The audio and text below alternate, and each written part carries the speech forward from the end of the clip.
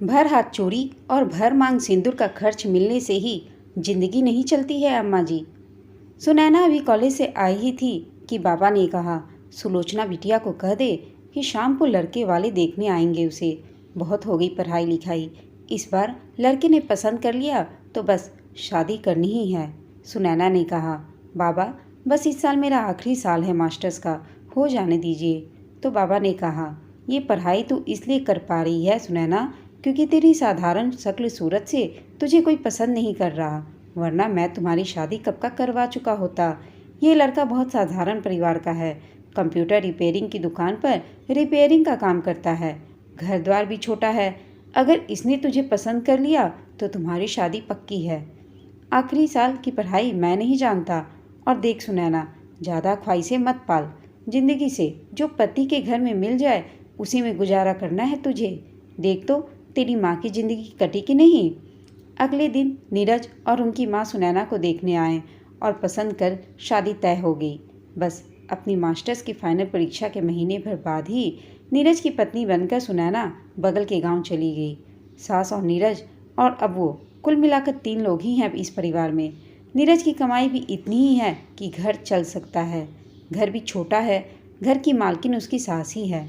नीरज अपना सारा वेतन अपने माँ के हाथों में ही दे देते हैं और अपना रोज़ का खर्च भी माँ से ही लेते हैं। घर के खर्चे का सारा हिसाब किताब माँ के हाथों में ही रहता है। सुनैना ने भी कभी कोई आपत्ति नहीं जताई। दिन गुजरने लगे, साल भर के अंदर ही सुनैना माँ बन गई, एक प्यारी सी बेटी की। सुनैना ने नीरज से कहा, अब बच्चे की भी कुछ ज़रूरतें होंगी, मुझे भी कम से कम 1000 रुपये हाथ में दीजिए, माँ से मांग लिया करो। नीरज ने कहा, छोटी छोटी बातों के लिए माँ से बार बार पैसे मांगना ठीक नहीं लगता। नीरज ने कहा, अच्छा ठीक है, अगले महीने से मैं तुम्हें दे दूंगा। और यह कर नीरज दुकान चले गए। अगले महीने नीरज ने माँ के हाथों में अपना वेतन दे दिया। माँ ने गिना तो 1000 रुपये कम मिले। उन्होंने कहा, क्या बात है बेटे, इस महीने 1000 रुपये कम है। नीरज, हाँ माँ, अब बिटिया के आने के बाद सुनैना के कुछ खर्च बढ़ गया है तो 1000 रुपये इस महीने से मैंने सुनैना को हाथ खर्चे के लिए दे दिया है, इसलिए 1000 रुपये मैंने निकाल लिए हैं। सासू माँ, क्यों, सुनैना को हाथ खर्च क्यों चाहिए, वो तू उसे क्यों देगा, घर के सारे खर्च का हिसाब किताब मैं देखती हूँ, आखिर अपनी ज़रूरतों के लिए मुझसे पैसे मांगने में आपत्ति ही क्या है। और तू पैसे उड़ाने के लिए नहीं कमाता है, ज़रूरत की चीज़ों के लिए मैं खुद ही पैसे उसे दे दूँगी, उड़ाने के लिए नहीं दूँगी। और बहू, तू इधर आ तो ज़रा, मुझे सिर्फ इतना बता कि क्या मैंने तुझे कभी भर मांग सिंदूर और भर हाथ चूड़ी की कमी होने दी है। एक औरत की और ज़रूरत ही क्या होती है, घर में खाना है ही, पहनने के लिए कपड़े हैं ही, और तेरी सिंदूर बिंदी का खर्चा भी मैं दे ही देती हूँ। और बिटिया तो अभी छोटी है, तेरा ही दूध पीती है, तो किस लिए चाहिए तुझे पैसे। सुनैना ने कहा, अम्मा जी मेरा भी मन। अभी उसने इतना ही कहा था कि नीरज ने उसका हाथ दबाकर चुप रहने का इशारा कर दिया और वह चुप हो गई। पर उस दिन के बाद उसका मन काफ़ी उदास हो गया।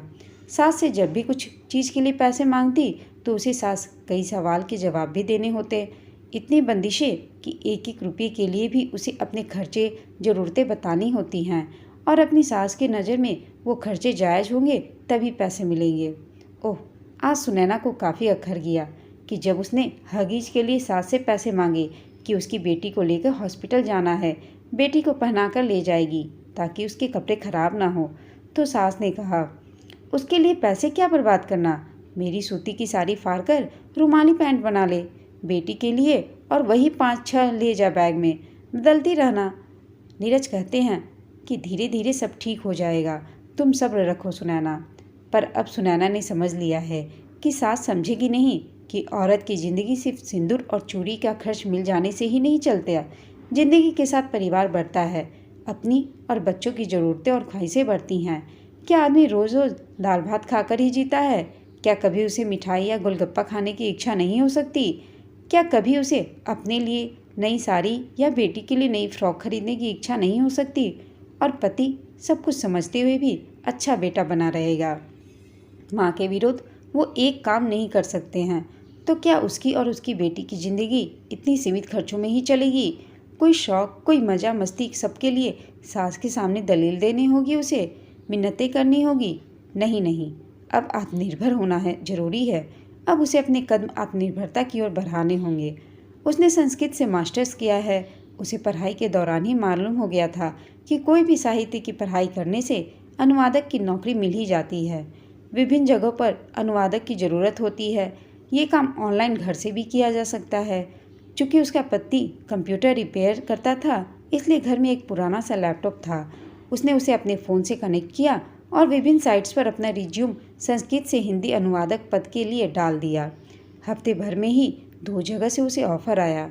उसने नीरज को बता दिया और अपने काम के बारे में, और उसने काम करना शुरू कर दिया। दोपहर को जब मुन्नी सोती तब, और शाम को जब सास कीर्तन करने मंदिर जाती तब उसने अपने काम का समय निर्धारित कर लिया और पहले 5 पन्ने की संस्कृत कविता का हिंदी अनुवाद करने के लिए उसे 2000 रुपये मिले। जहाँ वह सिक्के सिक्के की मोहताज थी, 2000 रुपये उसके लिए किसी खजाने से कम न थे। उसने बड़े जतन से समेटकर उन रुपयों को अपने पास रखा। इस बार जब मुन्नी को सुई दिलवाने गई तब उसने सबसे पहले हगीज खरीदा। मुन्नी के लिए कुछ नए कपड़े खरीदे, छोटे छोटे खिलौने खरीदे और बाकी पैसे बचाकर रख लिए। जब घर आई तो सास ने नए कपड़े देखकर कहा, ये कहाँ से खरीदे? मैंने तो पैसे नहीं दिए, और मुन्नी के पास तो कपड़े हैं अभी, तो क्या ज़रूरत थी पैसे बर्बाद करने की?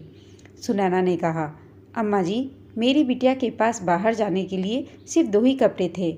मेरा मन 2 कपड़ों से नहीं मान रहा था। अभी एक ही तो बेटी है मेरी। क्या औरत की ज़िंदगी सिर्फ भर मांग सिंदूर और भर हाथ चूड़ी का खर्च मिलने से ही कट जाती है? सुनैना को अपनी सास का उस दिन की बात याद आ गई।